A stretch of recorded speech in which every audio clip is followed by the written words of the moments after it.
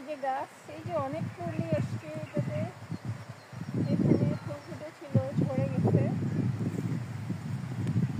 এগুলো সব natural poppy.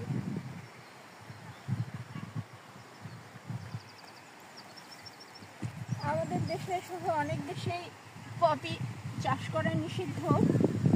এগুলো চাষের না, ন্যাচারাল পপি।